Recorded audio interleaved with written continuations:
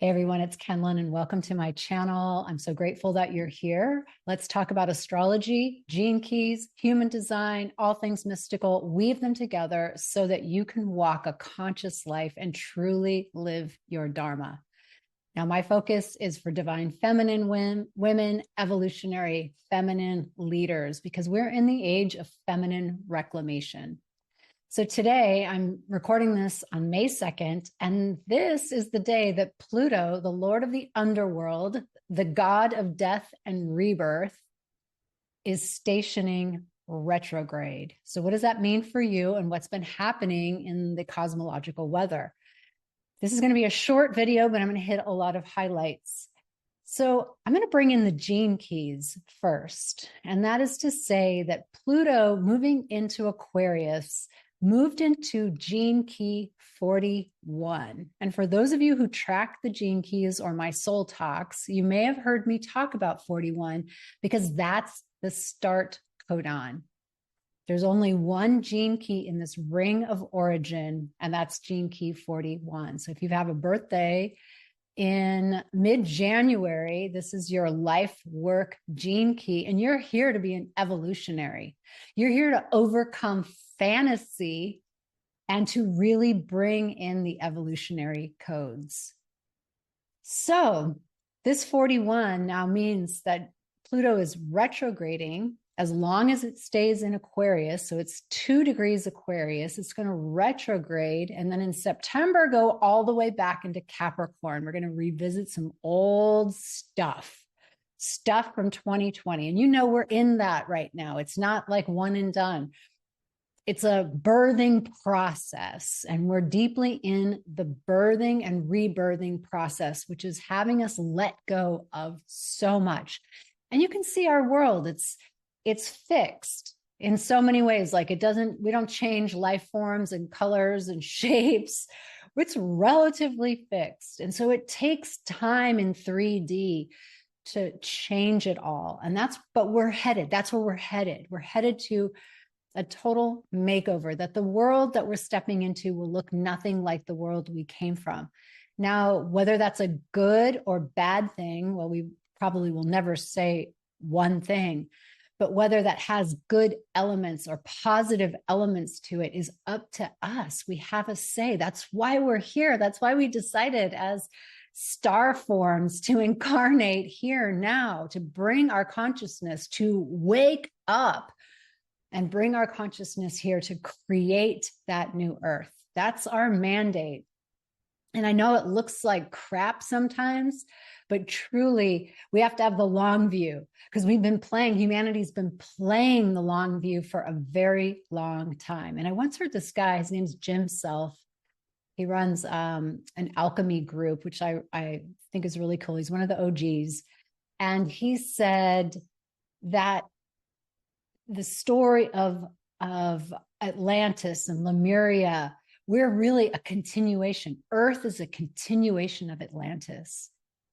And I've never really thought of it that way because I've got too much earth energy to play and stuff like that a lot of times, but I am interested and I loved the context.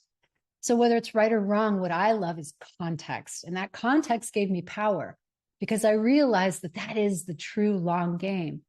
I've had colleagues of mine who say that they have memories of being in Atlantis and failing, because you know the story of Atlantis is that they had this new earth quality and they failed.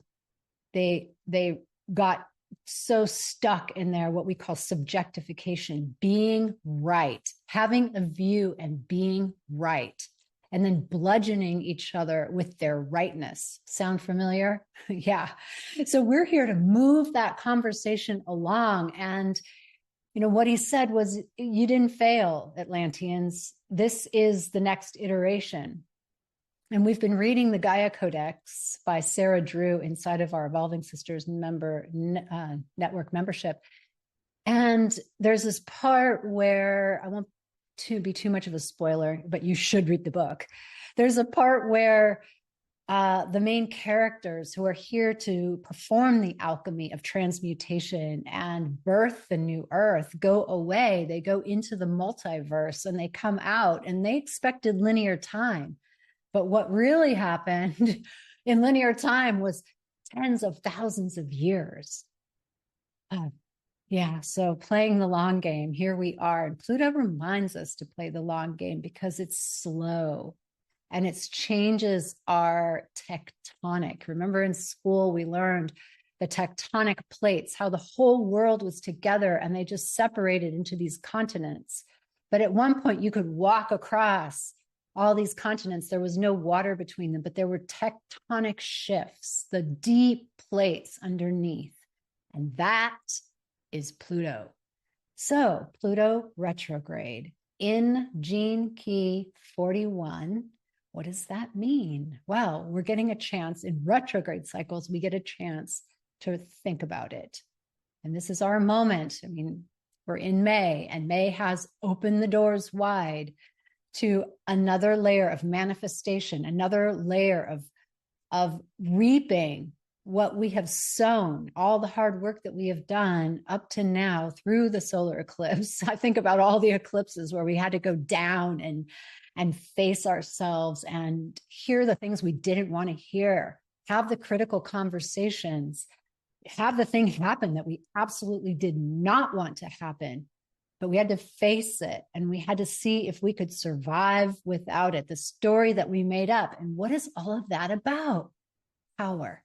It's all about power. That's what Pluto cares about, is your power, the right exercise of your power. And so the retrograde is going inward and looking at, where have I given my power away? That is so insidious. I mean, there isn't anyone that I know who could stop making that inquiry, because the way that we give our power away is insidious. And it's not wrong. It's just an opportunity then to become responsible. I was having a chat with someone, I think on Facebook, and it was this thing of like, yeah, it's a real thing to truly own our responsibility. So there's a big, undercover thing that got expose that happened with some gurus in Oregon. Like, what's new, right? We've seen guru after guru after guru fall, that the curtain falls back, opens, and it's like, oh, they really live like that, or oh, they were caught saying some pretty low vibe things, or things about their people, or about money, or about taking advantage, or their products were exposed, or their services were exposed, or whatever, or they told people to do this particular fast, or remember back in the day, go into this sweat lodge and you can't leave, and then people died. I know people who were very close with those people who died. And that's a real thing, because we want to trust, and we come from this lineage, this Piscean era of our teacher. When our teacher said, X, we did X, because that was what was required back then. That was just what we did. And we trusted that teacher. We trusted their consciousness. And in India, in the Hindu tradition, that's very much the lineage of guru and student. And that's one of the ways that you can become enlightened, is following your teacher and doing everything they say. But that started to break up in around 2011. It's just started to break up. We started to pierce through. And then fast forward to 2024, we're just like over it. We've heard too much. The leader on the pedestal has fallen, either from grace themselves, or they've been crucified by other people. And so that reflects a very Plutonian view, Pluto in Aquarius particularly. And that just happened on January 24 of 24, where Pluto went into Aquarius and now is retrograding. Fast forward to May 2nd, 2024, now stationing retrograde. September moves into Capricorn, all the way through November, and then starts moving back into Aquarius. I believe that's how it goes. And we'll say more later as we're in it, because we're going to have distinct flavors of energy once we hit Pluto in Capricorn. It'll be super interesting to see like what comes back up on the world stage. But in the meantime, the retrograde is inward. Where are we losing power? Where are we giving away power? Where do we have this story where I don't actually want to do it? It's just super easy for me to give away power. That's unconsciously we're saying that. I mean, I did that to some people that I hired who I thought knew more than I did. And in fact, they do. They had lots and lots of experience in an area of my business that at the time I hired them, I did not have. But what was a subtle difference was the chemistry of one of the characters in my play was very dominant. And in a way, I liked it because there was like a certainty about that person's way. And I thought, oh, this is my lucky ticket. I just pay that person and they'll lead me to the promised land, right? Didn't happen at all. And there were times when I had an instinct where I was like, is that really true? Like, are you going to do it that way? And because I sourced in a player who was very certain, they had no qualms about what they were saying. They had no introspection. And ultimately, the whole thing crashed. And that was through one of the eclipses in 2023. And I'll tell you, it was ultimately a beautiful thing because I knew, and here's the Plutonian lesson in this retrograde, if I survive, and that's what I said to myself, if I survive, or if the business survives, then I will be on such new footing. I will be empowered. I will have gotten the gold. I will not be so green. I will have learned a lesson. I will have been, initiated. And that's indeed what happened. And things didn't crash and burn in my business. In fact, they're flourishing, but they flourished. Why? Because I took my power back. And it was interesting. And this is why I say these stories and I share these stories and I share my truths of my journey, because what I listened to during that time were other entrepreneurs who were like 10 years into it saying that when they started, this is the kind of thing that happened. And so I knew that it's part of the archetypal journey of becoming an entrepreneur, of anything where you start off in a severe don't know mind and you have a long learning curve, and that could be life. And that translates to where we are now in the unknown. We don't know where we're going. We just don't. We have visions, we have inklings, we have sudden bursts, like Uranus wants to tell us, these sudden bursts. We can see in part. But really part of the Aquarian age is weaving all the parts together in a tapestry. And that's going to require some discernment, what stays, what goes, because not everything is worth bringing. Some of it's crap. And we don't have discernment yet. That's what we're learning. So we're going to build on that. And Pluto retrograde is giving us a chance. So it's giving us a chance to tune in. This is an exercise for you now. Where are you giving away your power? And that might show up as resentment. Like, I resent someone for doing something.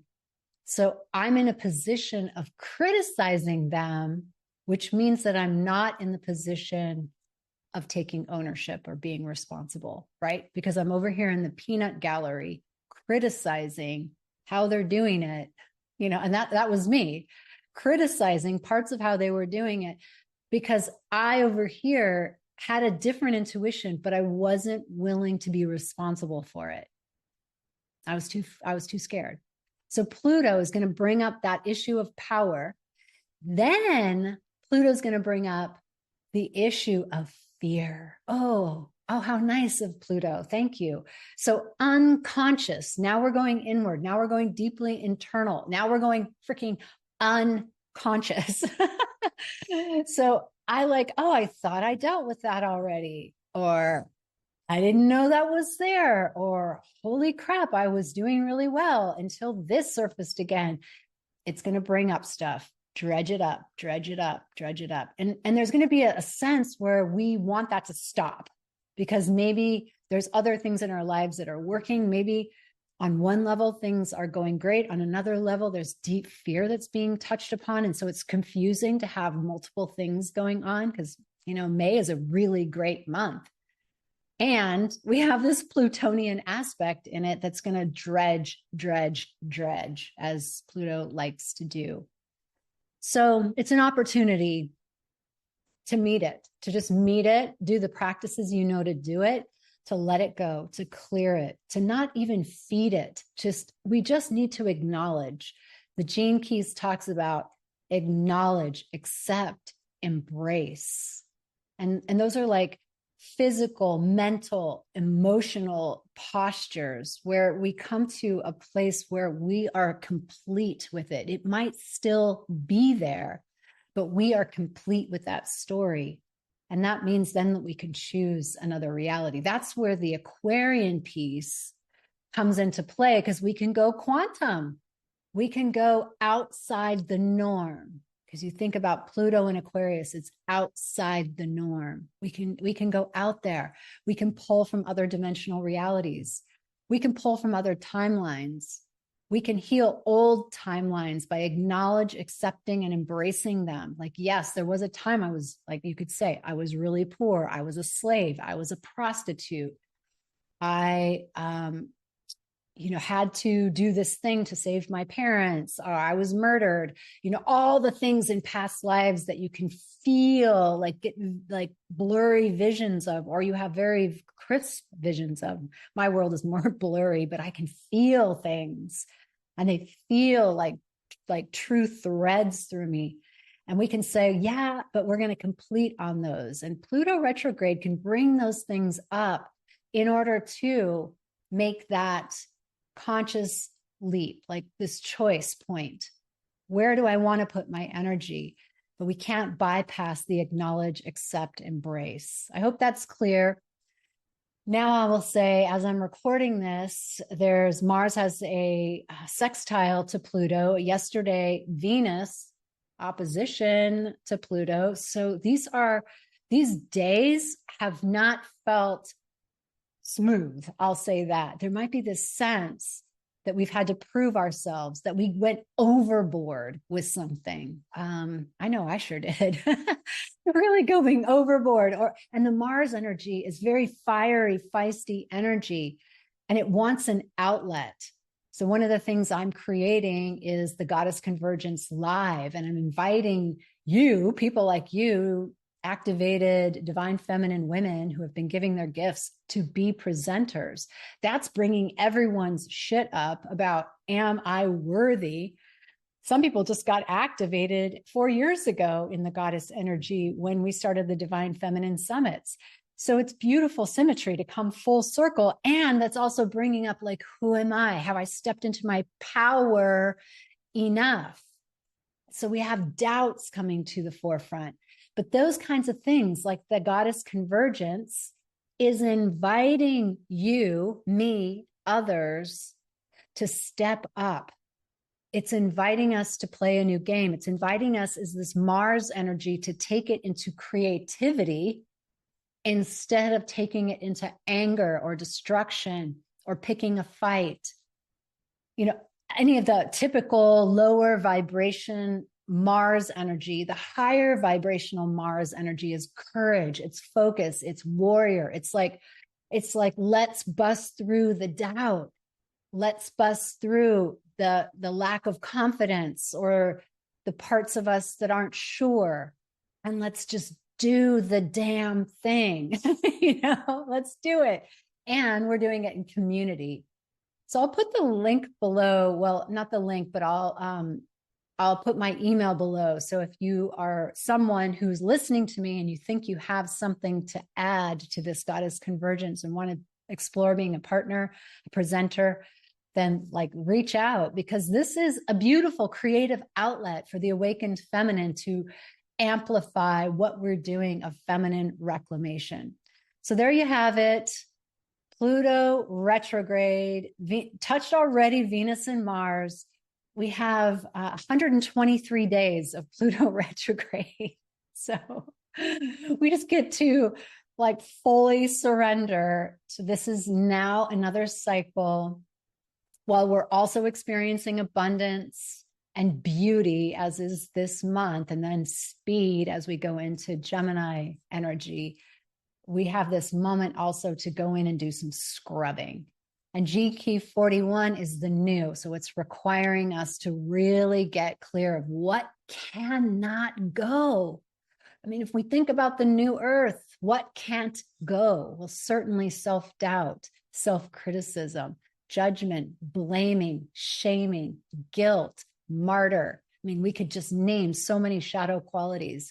Do we want those inside of the new earth? Then we clear them in here. They may not disappear until fully our mind is realized in who it truly is, which is no thing, and who and what we truly are. But we know that we can choose out of it. And that's the beginning of that gift frequency in between the shadow and that higher octave, higher vibration of this acidic energy called emanation. What is emanating in and through us? Okay, that's enough. Thank you very much for being here. So much love to you. I'll be checking in soon.